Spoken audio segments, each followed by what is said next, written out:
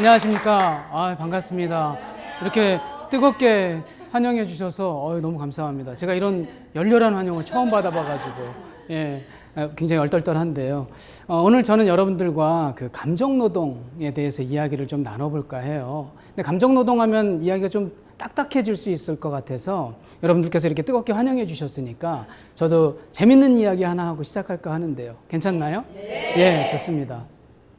이 감정노동이라는 게 사실은요, 어떤 뭐 직장이나 혹은 서비스 직종에 근무하는 분들만의 일은 아니죠. 우리도 일상생활에서 사실은 감정이 상하고 기분 나쁘고 이런 일들이 있잖아요. 단지 감정노동이란 표현만 쓰지 않을 뿐이죠. 그런 일을 우리가 많이 겪게 되는데 그 감정이 가장 많이 상하는 곳이 어디일까요?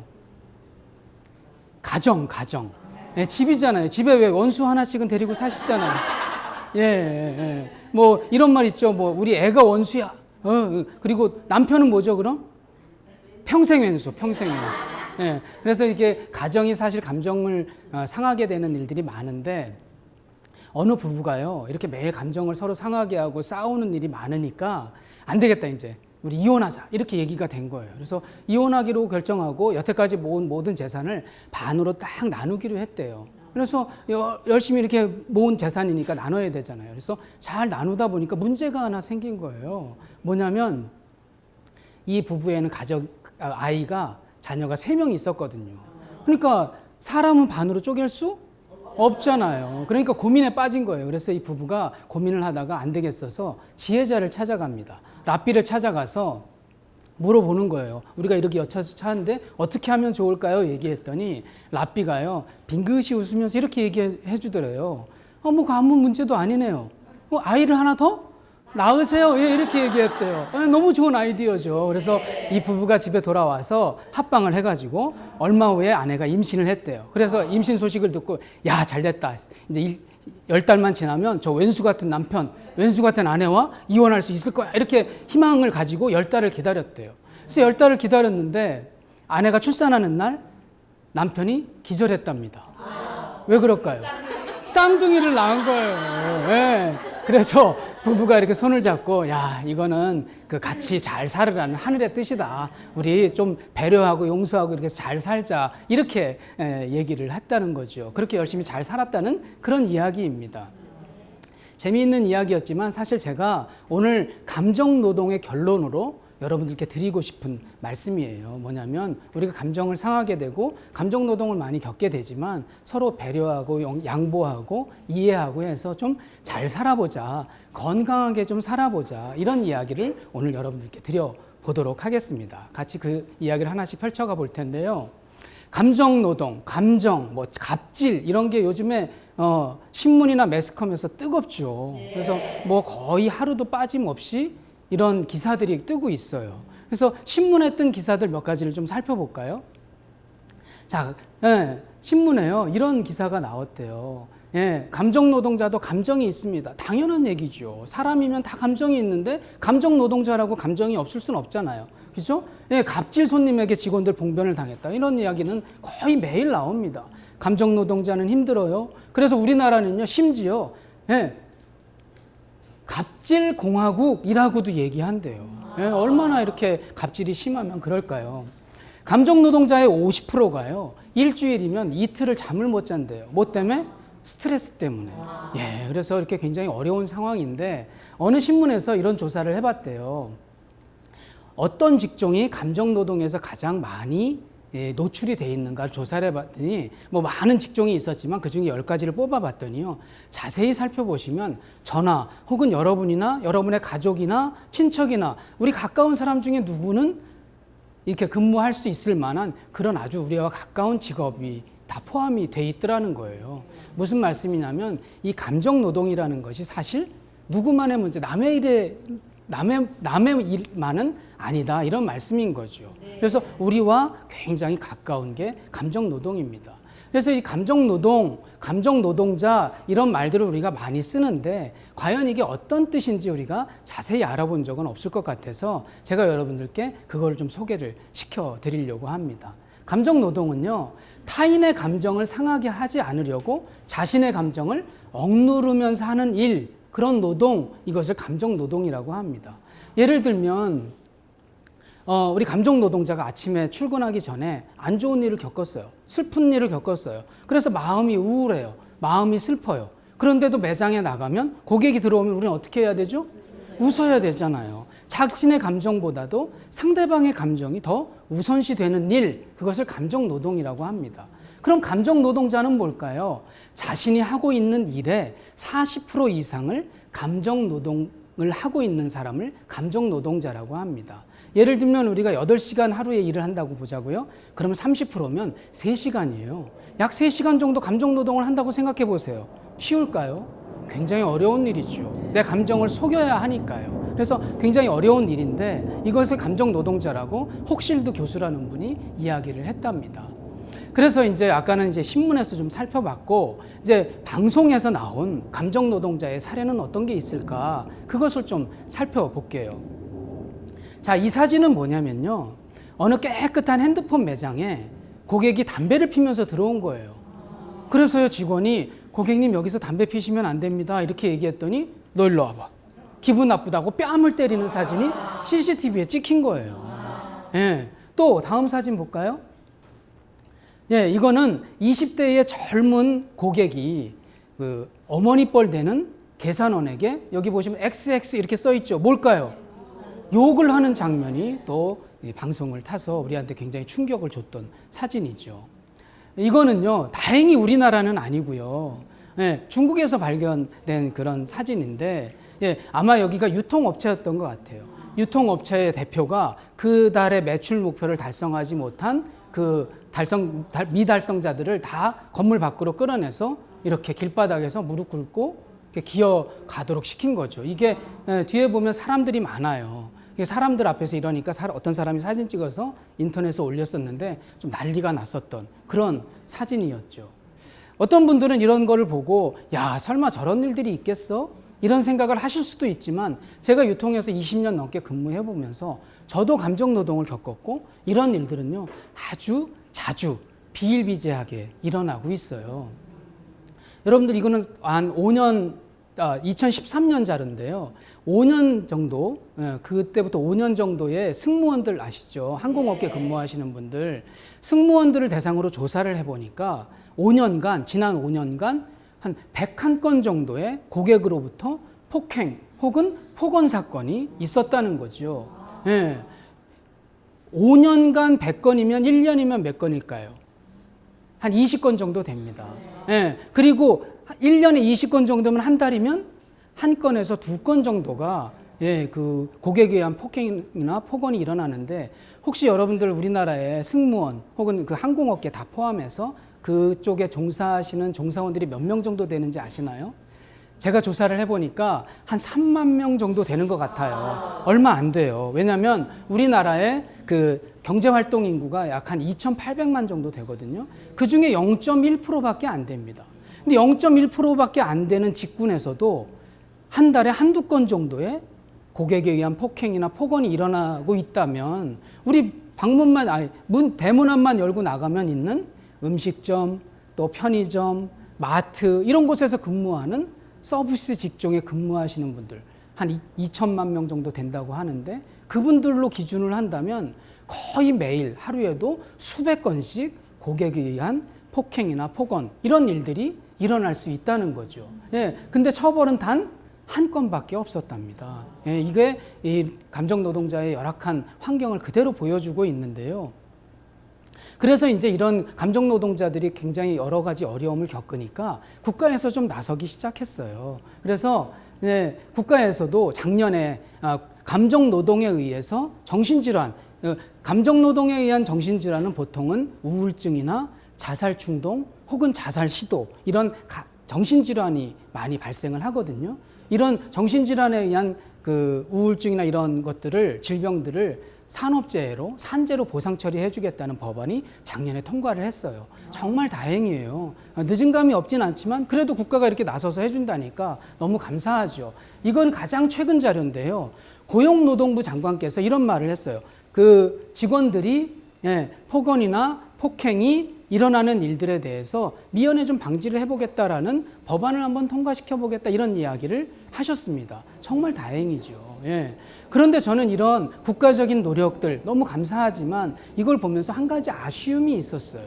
뭐냐면 이미 감정노동을 통해서 우리 감정노동자들이 정신질환, 우울증이나 또는 자살충동 같은 그런 일들을 다 겪고 난 다음의 일이잖아요. 그 겪기 전에 이런 것들 예방해주고 일어나지 않도록 방지를 해줘야 되는데 이미 다 아프고 나서 다 자살충동하고 하고 나서 보상해줘도 큰 도움이 안 된다는 건 아니지만 그래도 그 전에 해주는 것이 훨씬 좋지 않겠나. 우리나라 속담에 이런 말 있죠. 소 잃고 뭘 고친다고? 예, 외양간 고친다고요. 소를 잃기 전에 외양간도 튼튼하게 하고 우리의 건강을 잃기 전에 우리의 그 감정 노동을 잘 맞게 해주면 좋지 않겠나 이런 거죠. 그래서 저는 감정 노동은 예방이 먼저다 이런 말씀을 드려요. 그런데 감정 노동을 예방 먼저 합시다 이런 얘기가 굉장히 막연할 수 있어요. 왜냐하면요, 독감 예방 주사 맞으면 돼요. 그렇잖아요. 근데 감정 노동은 뭘로 예방받나요? 어려워요. 굉장히 어렵습니다. 그래서 저는 이제 유통에서 오랫동안 근무를 하면서 저도 감정 노동을 많이 겪었고 또 우리 직원들이 많이 겪는 모습을 정말 안타깝게 바라보면서 이 감정 노동에서 어떻게 극복할 수는 없을까 이런 생각을 오랫동안 고민을 해왔어요. 그래서 저는 오랜 고민 끝에 이런 단어를 만들어냈습니다. 예? 나를 향하는 서비스라는 단어를 만들어 봤어요. 예? 서비스는 누구한테 하는 걸까요? 고객한테 하는 거죠. 또는 서비스를 친절로 바꾼다면 누구한테 하는 거죠? 대상. 우리의 가족이 될 수도 있고 우리 이웃이 될 수 있고 그런 사람들에게 친절을 베푸는 것이 서비스 혹은 친절이에요. 그렇죠? 근데 이 서비스란 단어 자체에 감정노동이 들어있는 거 아세요? 제가 서비스란 단어로 삼행시를 한번 감정노동이 어떻게 들어있는지 삼행시를 지어볼 테니까 한번 운을 좀 띄워보세요. 제가 어디서 들은 건데 자, 서비스, 운 삼행시 한번 갑니다. 시작. 서럽고 비위상해도 스마일. 마음이 서럽고 마음이 비위상해도요 우리는 항상 웃음을 강요받는 직종이라는 거죠. 근데요 또 하나 스마일에도 감정노동이 들어있었어요. 그것도 삼행시 한번 지어볼까요? 자, 운을 띄워주실래요? 스쳐도 스마일, 마주쳐도 스마일, 일부러 스마일. 예, 우리는 항상 이렇게 웃음을 강요받고 있다는 거죠. 그런 것처럼 서비스 혹은 친절은 나를 대상으로 하는 게 아니라 고객을 대상으로 하는 거였어요. 그런데 저는 그거를 시점을 좀 바꿔보자. 우리의 시선을 좀 바꿔보서 나를 바라보자. 나를 좀 찾아보자는 얘기인데 예를 들면 아까 사진에서 보셨잖아요. 무릎 꿇고 혹은 뺨 맞고 그랬을 때 감정노동자는 어디 갔어요? 나는 어디 갔어요? 나의 가치는 어디 간 거예요? 그래서 그런 상황을 겪을 수밖에 없다면 우리가 그런 상황에서도 내 가치를 잃지 않고 건강하게 나는 가치 있고 소중한 존재라는 것을 알 수만 있다면 그런 것들을 지혜롭게 극복할 수 있다는 거죠. 그런데 고객을 향하는 서비스가 갑자기 나를 향하는 서비스가 뭐 교육받고 갑자기 되는 건 아니에요. 어렵습니다. 그래서 저는 전제 조건 3가지가 꼭 필요하다 이런 얘기를 드려요. 제가 최근에 어떤 영화를 봤더니요. 첫 장면이 이거더군요. 어떤 한 사람이 서 있는데 그 상대방에서 화살을 팍 쏘는 거예요. 와, 굉장히 많은 화살들이 날라와서 그 사람 앞에 툭툭 떨어지던데 우리는 사실 사람들을 관계하는 우리는 일상생활에서 감정을 상하게 하거나 감정 노동의 화살을 매일 맞고 있어요. 그런데 어떤 방패 뒤에 숨거나 또는 벽 뒤에 숨지 않으면 우리는 항상 감정 노동의 화살에 맞아서 죽을 수도 있잖아요. 그러면 우리가 감정노동 또는 감정이 상하게 되는 그런 상황을 매일 겪는다면 우리 스스로 방패를 좀 만들어서 그 방패 뒤에 숨어서 그런 것 화살들을 잘 막을 수 있으면 좋겠다라는 것이 나를 향하는 서비스 전제 조건 3가지 방패 3가지를 오늘 여러분들께 소개를 하려고 하는 겁니다. 그래서 3가지를 하나씩 가려고 하는데 첫 번째는 말의 힘이고요. 2번째는 아름답게 마음쓰기고 3번째는 나를 사랑하기입니다. 어떻게 이게 서비스하고 연관되느냐 이렇게 생각하실 수도 있는데 하나씩 살펴보면서 정말 이것이 어떻게 서비스와 연관되는지 우리 감정노동을 극복할 수 있는 방패가 될 수 있는지 그 얘기를 좀 더 풀어가 보도록 하겠습니다. 먼저는 말의 힘입니다. 여쭤볼게요. 말에는 힘이 있을까요? 말에는 힘이 있어요. 근데 말에 힘이 있다는 걸 어떻게 아세요? 잘 모르죠. 그래서 어떤 분들은요, 말에 힘이 있는지 연구를 해본 거예요. 실험을 해본 거예요. 그래서 어떤 분이 이렇게 실험을 한 분 중에 가장 유명한 분은 일본의 에마토 마사루라는 분이 물을 기준으로 이렇게 말의 힘을 실험해 봤어요. 한쪽에는 긍정적인 물에다가 한쪽에는 부정적인 말을 이렇게 해줬더니 그 말을 하고 난 다음에 물의 입자를 이렇게 사진을 찍어 본 거예요. 그랬더니 긍정적인 말을 해준 쪽에 물은 육각수가 아주 선명하고 튼튼하게 돼 있는 반면에 부정적인 말을 해준 물의 육각수는요, 막 육각수가 썩어 있거나 혹은 막 망가져 있거나 이렇다라는 거죠. 우리나라 MBC에서도 이 말의 힘을 실험했었어요. 2009년 한글날 특집 다큐멘터리에서 이 말의 힘을 실험했었는데 방식은 이랬습니다. 2개의 용기에다가 갓 지은 따뜻한 밥을 담은 거예요. 그래서 한쪽에는 감사합니다 같은 긍정적인 말, 한쪽에는 짜증나 같은 부정적인 말을 붙여놓고 그 MBC 아나운서실에 갖다 준 거예요. 갖다 주면서 이렇게 얘기한 거죠. 이쪽에는 한 달 동안에 나쁜 말만 해줘. 이쪽에는 좋은 말만 해줘. 이렇게 부탁을 하고 한 달 후에 다시 갔답니다. 그랬더니 그 결과가 놀라웠어요. 긍정적인 말을 해준 밥은요, 곰팡이가 폈는데 그 곰팡이가 예쁘고 하얗게 폈대요. 그런데요, 부정적인 말을 해준 밥은 까맣게 썩어버렸답니다. 근데 이 결과물도 중요하지만 이 MC를 맡았던 아나운서가 마지막 마무리 멘트를 이렇게 하는 거예요. 만약에 이게 밥이 아니라 우리의 사랑하는 가족이나 직장 동료나 이웃이면 어떻게 됐을까요? 이렇게 얘기하는 거예요. 제가 깜짝 놀랐어요.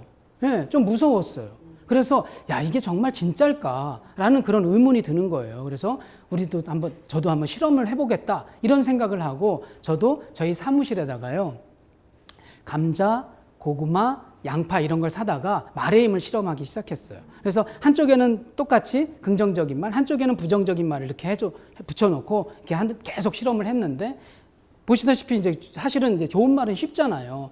감사합니다, 고맙습니다, 예쁘다 이런 말은 쉬워요. 근데 제가 좀 신사 같나요? 이제 양반이 욕을 할 수가 없잖아요. 그래가지고 제가 옆에 부서 남직원을 부른 거예요. 야, 너 일로 좀 와봐. 여기다가 니네 부서장 욕 좀 해봐. 그랬더니요, 이 친구가 물 만났어요. 막 육두문자를 써가면서 막 욕을 해서 감자 고구마를 이렇게 만들어놨어요. 보여드릴까요? 이거는 고구마고요. 조금 생장이 좀 보이기 시작하는데, 어느 쪽이 좋은 말인지 대충 보이시죠? 이건 시작한 지 얼마 안 됐는데 여기서 보실 것은 뭐냐면, 제가 좀 의심병 환자거든요. 그래서 이왕 하는 거 부정적인 말 쪽에 고구마를 좀 더 튼튼하고 건강한 걸로 좀 하자, 좀 더 큰 걸로 하자 해서 아마 미세한 차이지만 부정적인 쪽이 좀 커 보이는 거 보이시나요? 이게 2달 후에 이렇게 바뀌었습니다.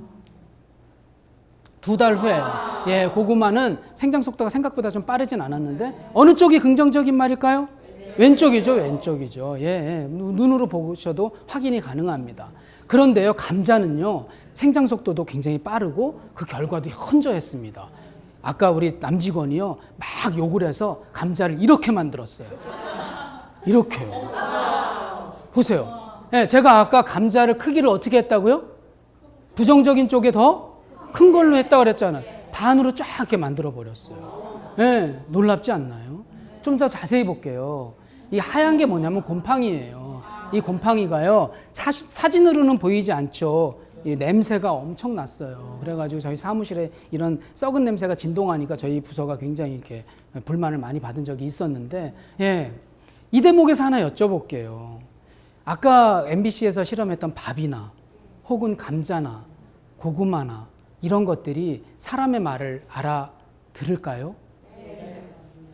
사람의 말을 진짜 알아들어요? 그런 사물은요, 사람의 말을 알아듣지는 못합니다.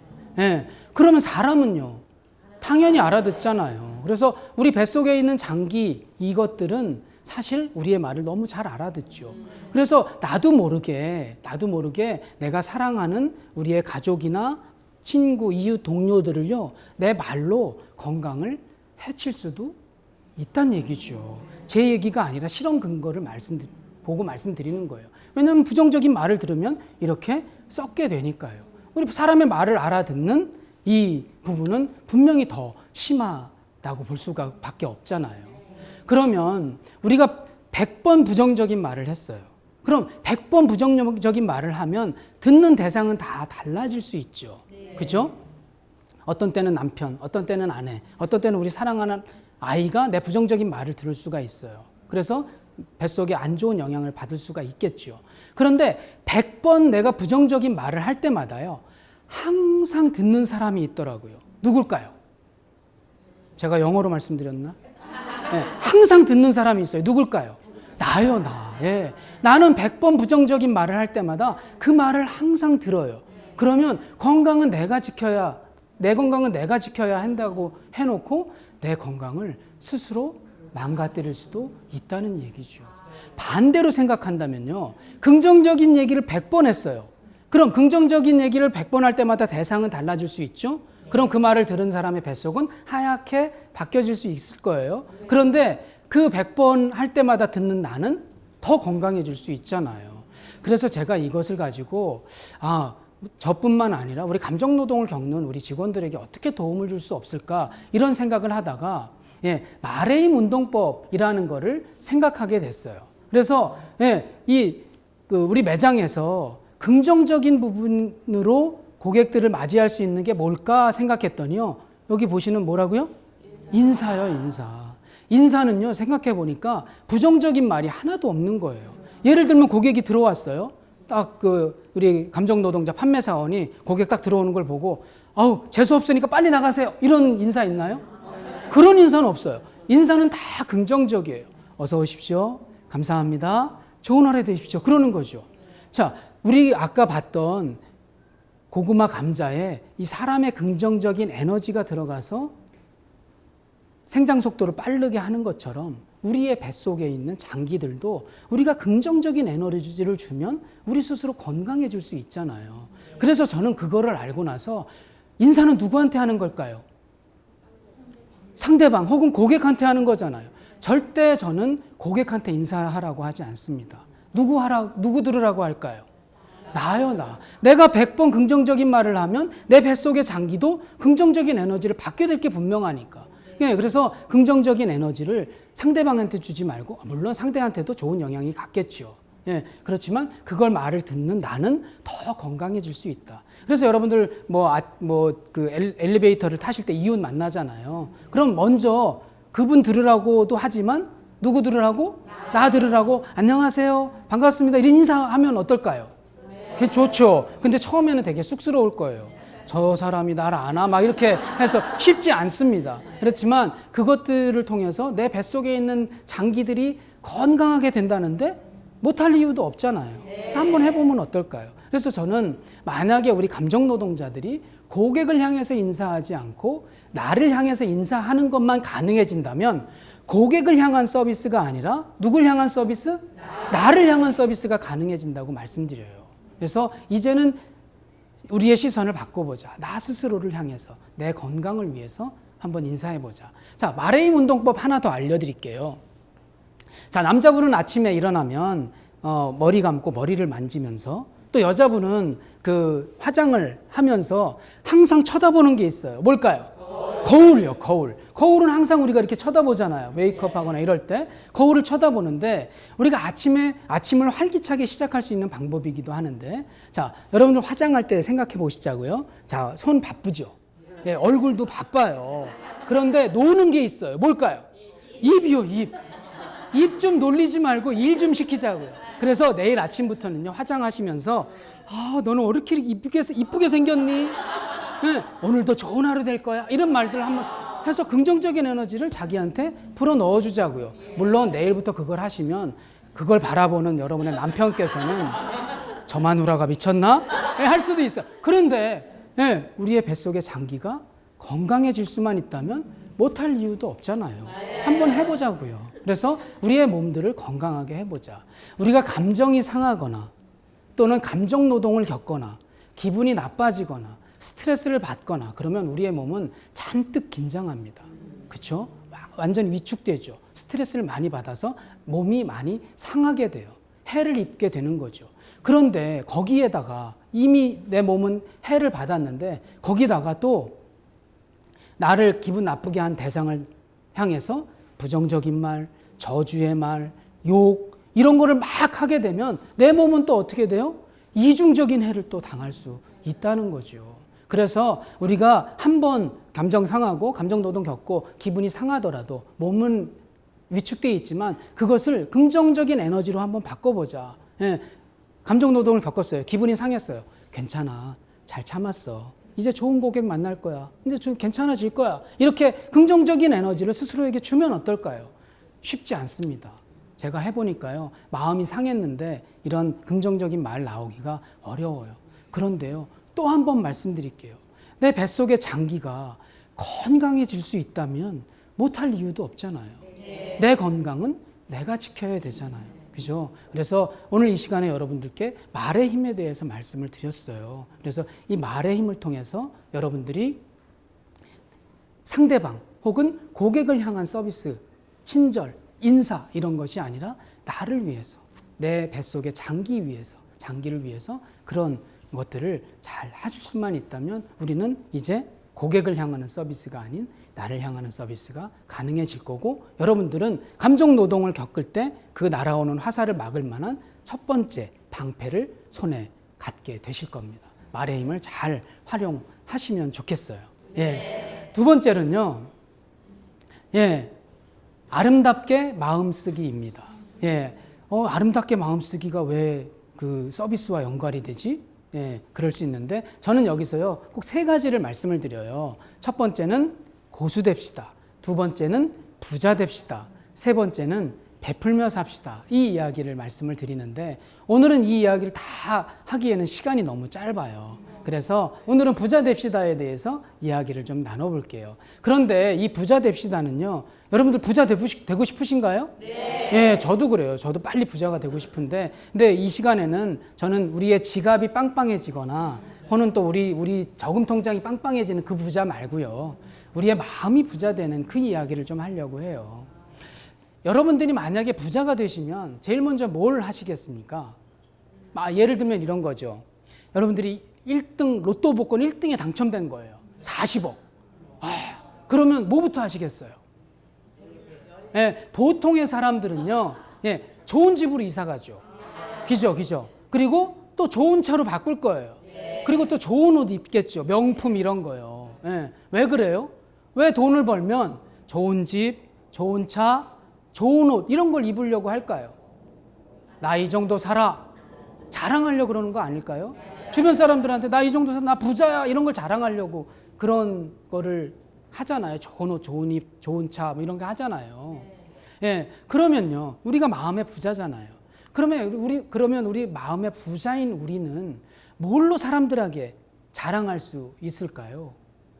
우리가 자랑할 수 있는 방법이 뭐가 있을까요? 저는 이것도 서비스와 연관하다 보니까 이게 좋겠다 이 생각을 하게 된 거예요. 뭐냐면요. 바로 미소였어요. 예, 우리가 이 잘 웃는 이 표정만으로도 우리가 마음의 부자인 것을 자랑할 수 있잖아요. 그렇죠? 그래서요. 자, 여기 지금 굉장히 아름다운 여성의 미소가 보이시나요?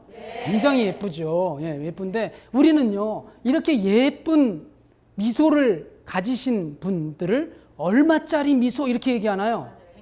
100만 불짜리 미소. 예, 100만 불이 우리나라 돈으로 얼마냐면요. 최근 환율로 따져보니까 한 11억이 조금 넘습니다. 제가 여러분들 열심히 이렇게 강의를 들어주셔서 너무 감사해서 오늘 이 시간에 또 여러분들께 11억씩 선물을 드리려고 또 제 방송을 보는 이 강의를 듣는 방송을 보시는 분들께도 11억씩 선물해 드리려고요. 물론 현금으로 드리지는 않습니다.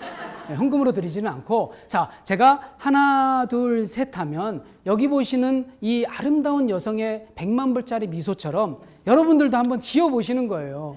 이해되시나요? 네. 자 갑니다. 자 하나 둘 셋. 야, 예, 너무 이쁘세요. 예, 여기가 지금 수백억 됐어요. 예, 넣어두세요. 예, 가지세요. 예. 우리는 이렇게 마음의 부자잖아요. 그럼에도 불구하고 왜 인상 쓰고 다니고 찡그리고 다니냐는 거죠. 우리의 이 미소를요, 어디 땅 파고 묻어두지 마시고요. 또 저금 통장에 저축해두지 말고 우리가 마음의 부자다, 마치 좋은 옷, 좋은 차 이런 거로 자랑하는 것처럼 우리 마음의 부자다 이런 것들을 좀 자랑했으면 좋겠다는 거죠. 예, 우리 서비스 업종, 즉 감정 노동자들은 처음에 입사하면 몇 가지 교육을 받아요. 그 첫 번째 교육 중에 가장 중요한 교육 중에 하나가 이 미소 연습입니다. 미소 훈련이 굉장히 중요해요. 그래서 고객이 들어오면 잘 웃도록 이 미소 훈련을 받게 돼 있어요. 그래서 감정 노동자들은 아까 얘기했던 대로 또 슬픈 일을 겪어도 항상 웃도록 강요 받잖아요. 근데 저는 이 감정 노동을 오래 겪으면서 이것을 어떻게 이 미소를 고객이 아니라 나를 향해서 할 수는 없을까 이런 생각을 하게 된 거예요. 다시 말씀드리지만 미소는 누구에게 보여주는 거예요? 보는 사람이요, 상대방.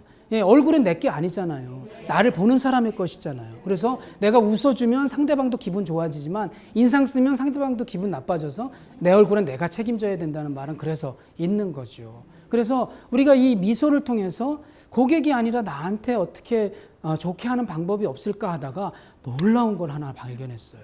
뭐냐면요, 중국 속담에 이런 말이 있는 거예요. 중국 속담에 당신이 하루에 3번만 웃을 수 있다면, 다시 말하면 3번만 미소 지을 수 있다면 당신은 약을 먹을 필요가 없습니다 라는 속담이 있는 거예요. 아, 너무 깜짝 놀랐어요. 미소는 누구한테 보여주는 거라고요?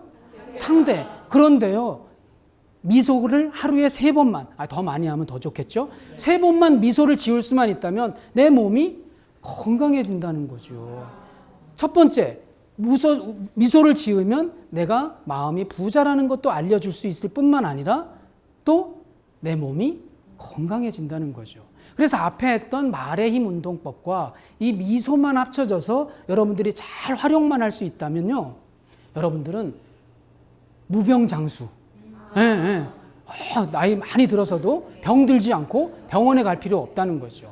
예. 그런데 이게 쉽지 않잖아요. 아까 말의 힘 우리가 얘기했지만 사실은 말의 힘을 너무 잘 알고 있으면서도 우리 너무 쉽게 짜증나, 귀찮아, 미치겠어, 죽겠어 이런 말들을 입에 달고 여기 계신 분들은 그렇지 않고 그걸 살잖아요. 내 건강을 내가 해치는 것처럼 미소도요, 우리나라 사람들이요, 사실은 이게 미소가 이렇게 자연스럽지 않은 이유가 있어요. 왜냐하면 옛날부터 우리에게는 웃으면 실없다, 너 왜 자꾸 실실 웃고 다니냐 이렇게 이야기하거든요. 저는 너무 안타까워요. 그래서 여러분들은 이걸 알았으니까 딴 사람들이 나를 실없다 보면 어때요?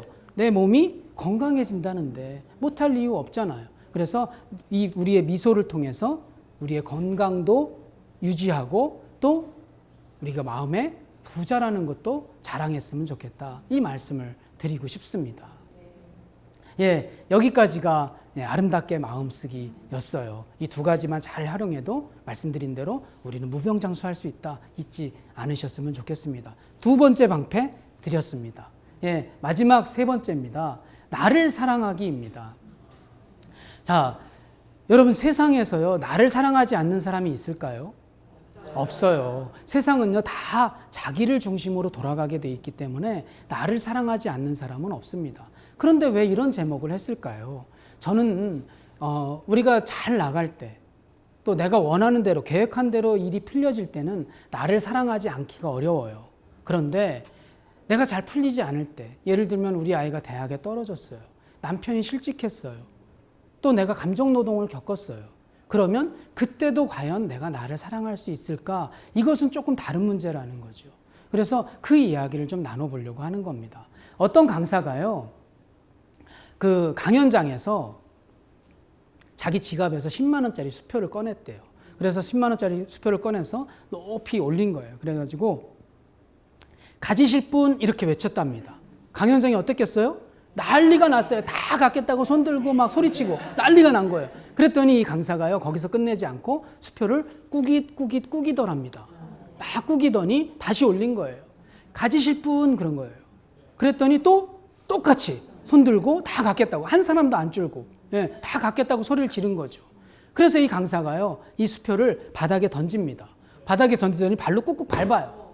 막 밟고 막 이렇게 짓이기더니 이 수표를 다시 꾸겨진 예, 짓밟혀진 수표를 다시 들고요. 이렇게 외쳐요. 가지실 분 외쳐요. 그랬더니 또 똑같이 단 한 명도 줄지 않고 갖겠다고 손을 들더랍니다. 그래 그 상황을 보던 강사가 이렇게 마지막에 외치더랍니다. 아, 여러분들은 이 수표가 구겨지고 밟혀졌어도 아직도 10만 원의 가치가 있다는 것을 잘 알고 계시는군요. 여러분들도 마찬가지입니다. 여러분들도 세상에서 혹은 구겨지고 밟혀지는 상황이 있더라도 여러분의 가치는 조금도 손상이 없습니다.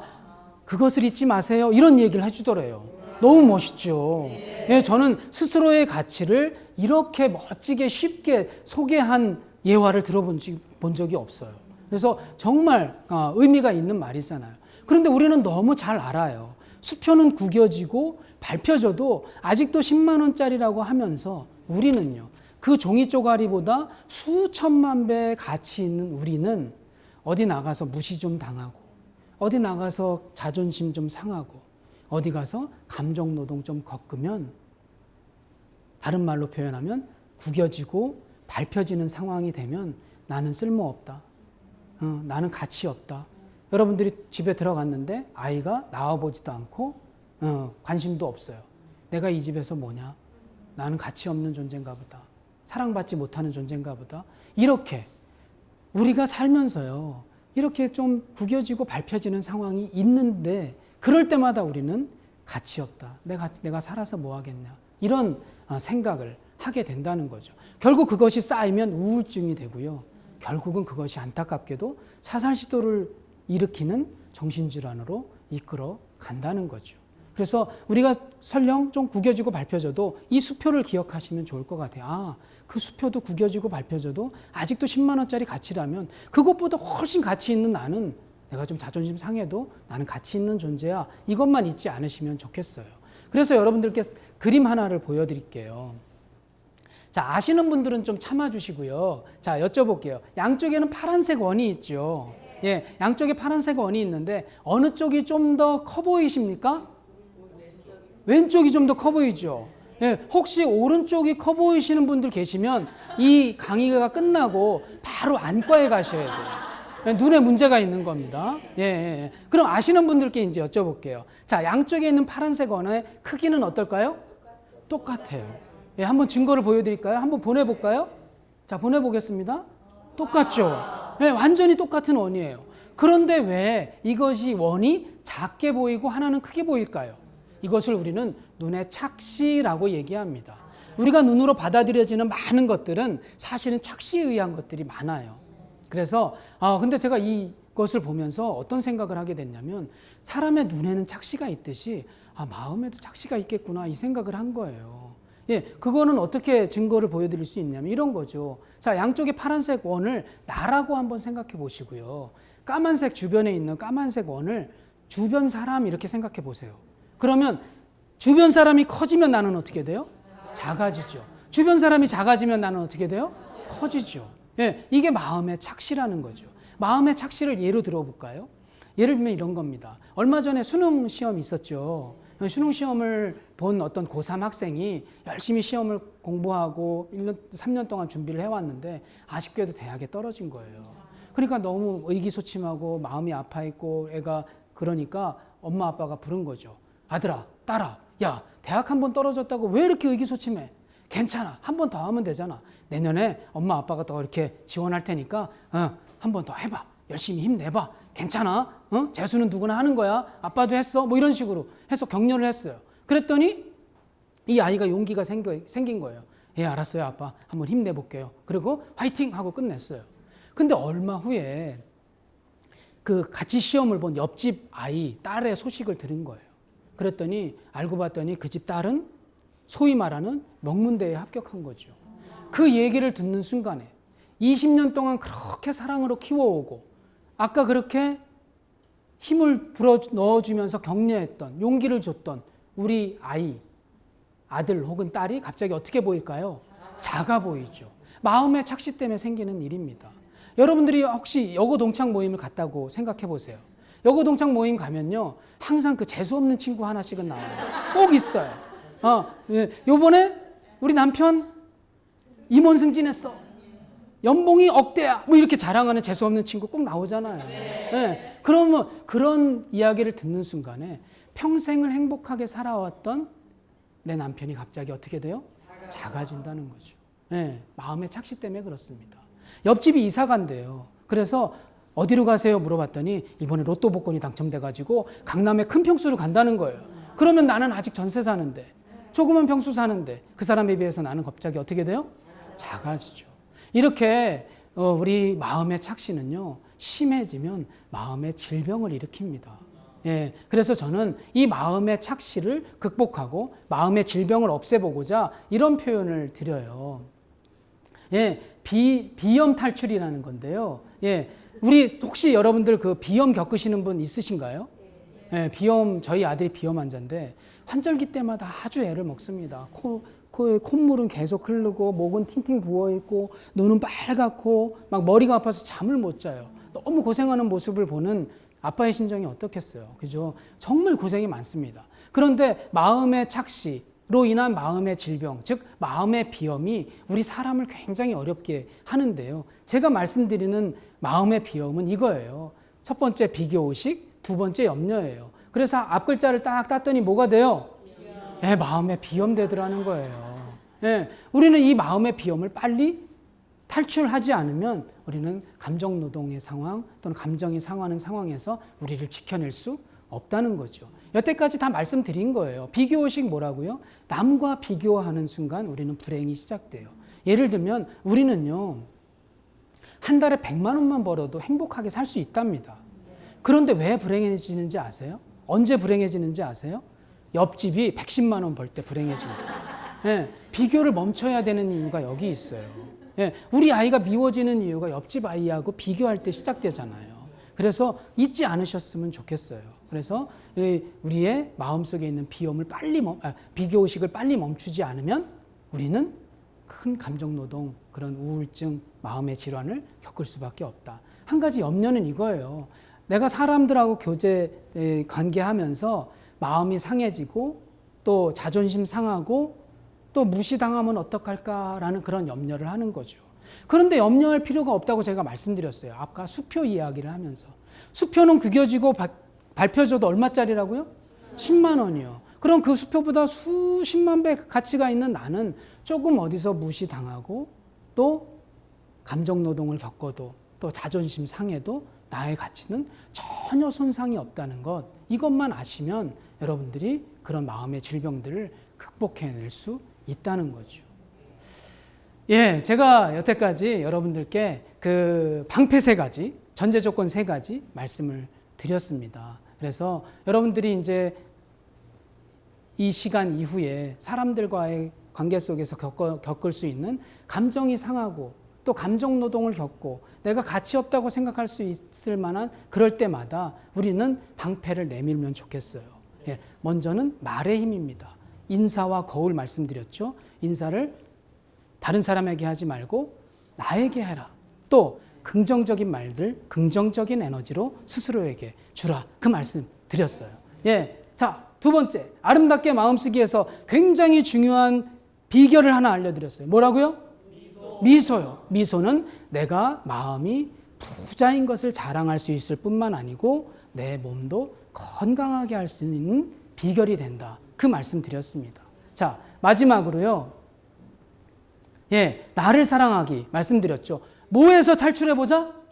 비염에서 탈출하자. 비염이 뭐라고요? 첫 번째 비교의식. 염려. 예, 남과 비교하지 않으면 우리는 불행합니다.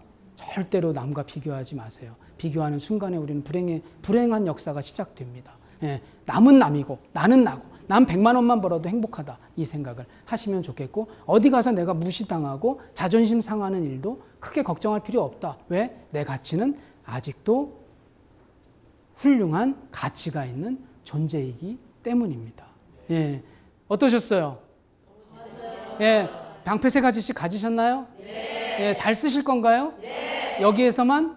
아니요. 예, 여러분들의 가정에서도 여러분들의 남편, 아내 혹은 자녀에게도 이런 것들을 가지고 다가가신다면 조금 더 많이 이해하고 조금 더 많이 격려하고 용서할 수 있을 거예요. 제가 처음에 굉장히 재미있는 이야기 말씀드렸죠. 이 감정노동의 목표가 그거라고 얘기했어요. 세상을 좀 더 재미있고 즐겁고 건강하게 살아보자라는 것이 이 감정노동 바로 알기, 감정노동에서 나를 지키는 방법의 결론이라고 말씀드렸죠.